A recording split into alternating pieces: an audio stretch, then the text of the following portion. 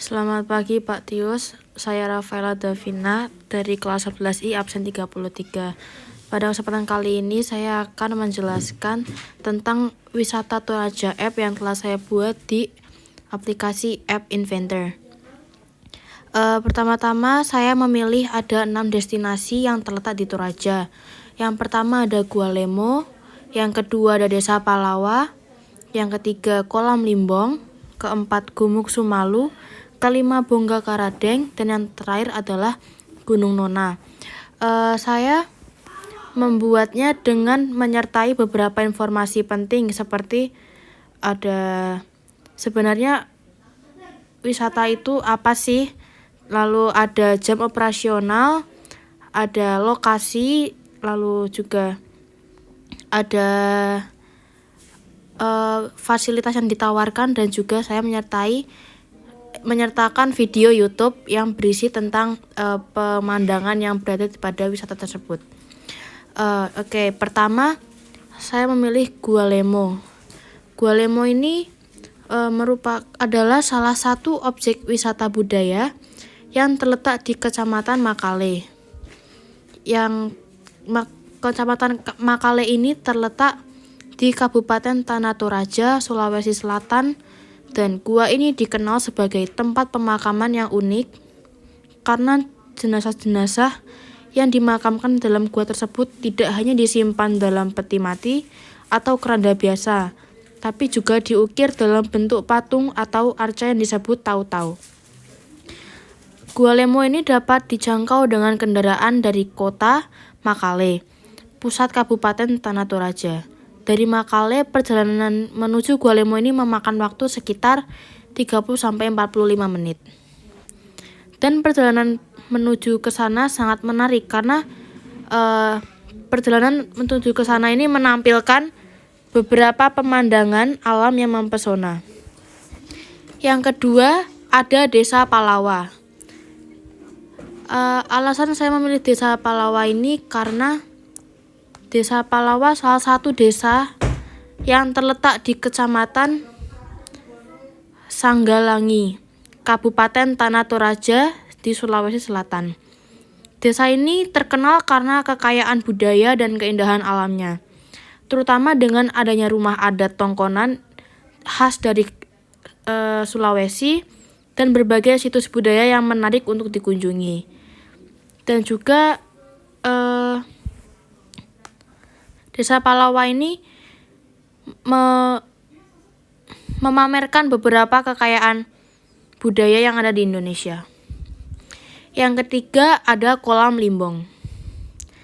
Alasan saya memilih Kolam Limbong adalah karena salah satu objek wisata alam yang terletak di Kabupaten Tanah Toraja, dan Kolam Limbong ini memiliki daya tarik tersendiri dan memiliki daya tarik utama bagi wisatawan karena keindahan alam yang menenangkan dan berupa air yang jernih dan segar.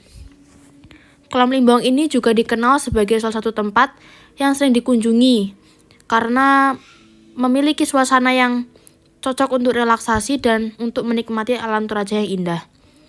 Untuk mengunjungi Kolam Limbong, pengunjung biasanya memakan waktu sekitar 30-45 menit, yaitu which is 10-15 km dari Rantai Pau. Yang keempat, saya memilih Gumuk Sumalu. Gumuk Sumalu ini salah satu objek wisata yang terkenal karena pemandangan alamnya yang indah. Tempat ini semakin populer karena jarang ada wisatawan yang mengunjungi Gumuk Sumalu. Gumuk Sumalu ini terletak di daerah Kecamatan Makale dan lokasinya relatif dekat dengan kota Makale yang merupakan ibu kota Tanah Toraja. Yang keempat ada Bongga Karadeng.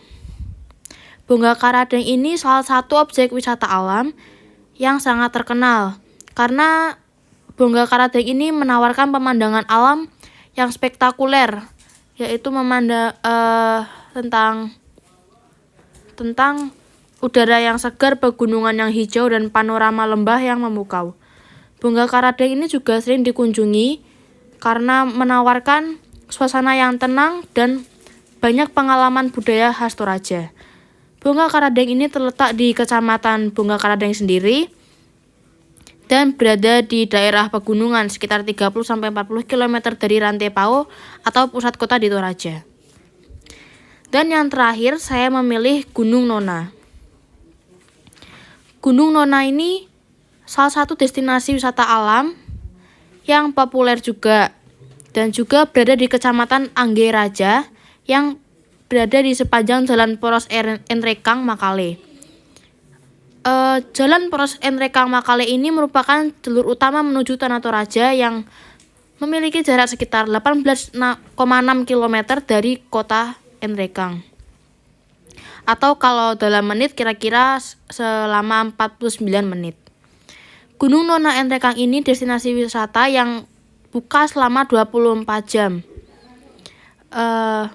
Pada waktu tersebut lebih disarankan datang pada waktu pagi karena bisa menikmati pemandangan yang lebih jelas dan melakukan berbagai aktivitas seperti menikmati keindahan alam, berburu foto, atau sekedar bersantai di area yang tersedia.